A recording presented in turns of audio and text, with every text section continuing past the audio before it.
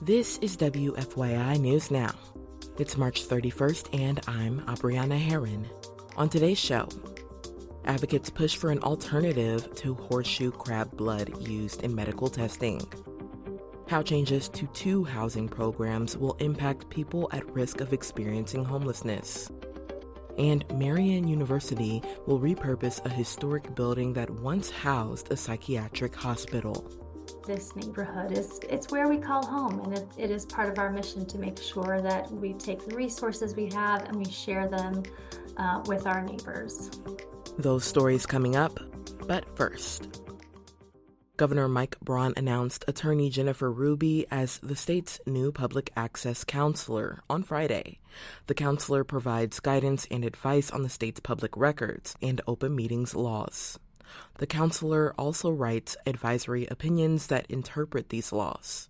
Ruby started her own Indianapolis-based legal practice where she counsels more than 800 clients. In a statement, Ruby said she was honored to, quote, uphold the values of government, transparency, and accountability.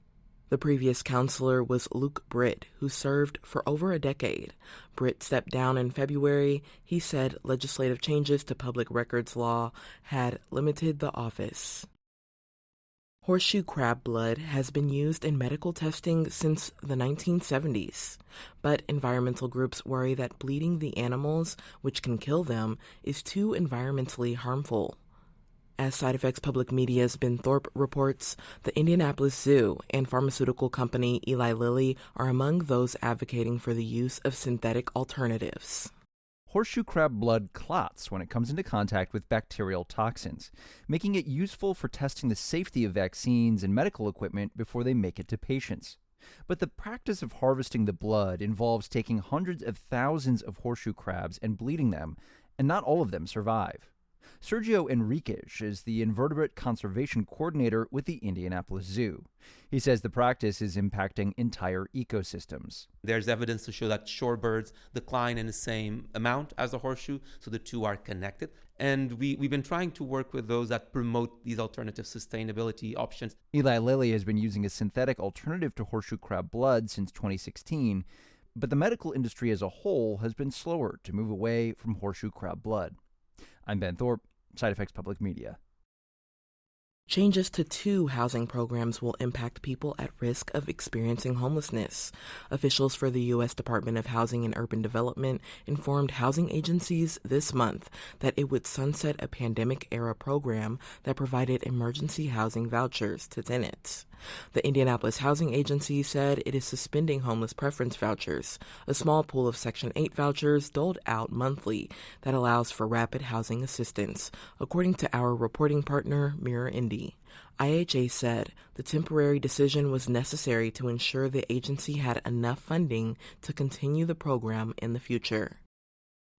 And for our final story today, Marian University will repurpose a historic building that once housed a psychiatric hospital on the city's northwest side.